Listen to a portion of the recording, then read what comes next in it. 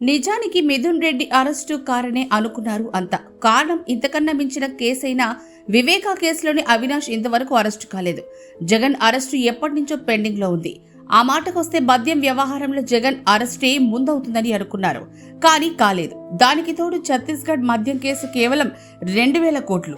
దాన్ని టేకప్ చేసి ED, CBI 3,000 కోట్లకు పైగా ఉన్న ఏపీ లిక్కర్ కేసును టేకప్ చేయలేదు.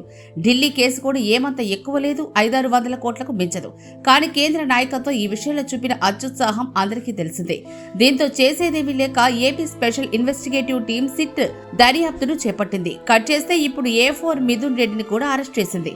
ఇందులో ప్రధానంగా వినిపిస్తున్న ప్రశ్న ఏంటంటే, ఇప్పటి వరకు ఏపీ మద్యం కేసును ఈడీ, సిబిఐ ఎందుకు అటెంప్ట్ చేయలేదు? అంటే వైసీపీ బీజేపీకి ఉన్న చీకటి సంబంధమే కారణమని తెలుస్తోంది. దీంతో కూటమి ప్రభుత్వమే చొరవ తీసుకుని ఈ కేసును డీల్ చేసినట్లుగా కనిపిస్తోంది. బేసిక్ గా చంద్రబాబు విషయంలో 2 కేసులు పెడితే వాటిలో ఐటీ కేసు ఒకటి కాగా స్కిల్ డెవలప్మెంట్ కేసు మరొకటి. ఈ 2 కూడా కేంద్ర స్థాయిలోనివే, ఇక్కడివి కావు.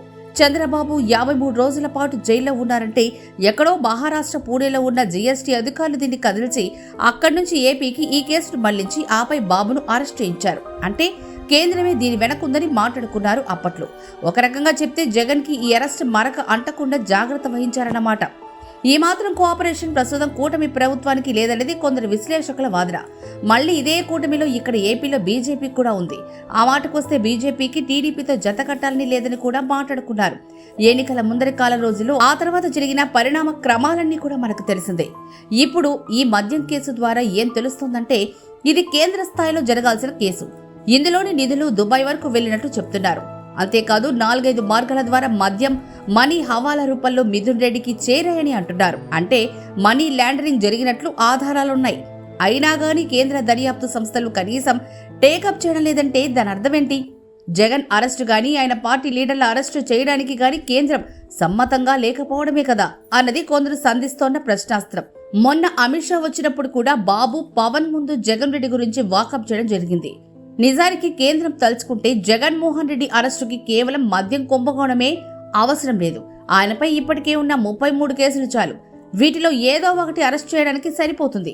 గత కొన్నేళ్ల క్రితం ఈడీ, సిబిఐ స్వయంగా వెళ్లి కేంద్రంతో మొరపెట్టుకున్నాయి.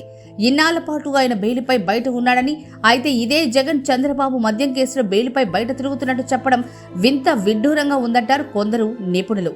టోటల్ గా ఈ వ్యవహారం అంతా చూస్తుంటే జగన్ కేంద్రం అండతోనే ఇప్పటి వరకు బయట తిరగగలుగుతున్నారని, కేంద్ర నాయకత్వానికి వైసీపీకి సంబంధం ఉందా లేదా చెప్పడానికి ఈ ఒక్క ఎవిడెన్స్ చాలని అంటారు నిపుణులు. ఒకవేళ నిజంగా జగన్ ని అరెస్ట్ చేయాలి అంటే వారికి చిటికలో పని. గతంలో శశికళను ఇలాగే జైలుకు పంపిన పరిస్థితి ఉంది. అదే జగన్ పట్ల వారిలాంటి చర్య చేపట్టడం లేదంటే జగన్ పార్టీ బీజేపీకి బీ టీమ్ గా వ్యవహరిస్తుందా అన్న అనుమానాలున్నాయని అంటున్నారు కొందరు రాజకీయ విశ్లేషకులు.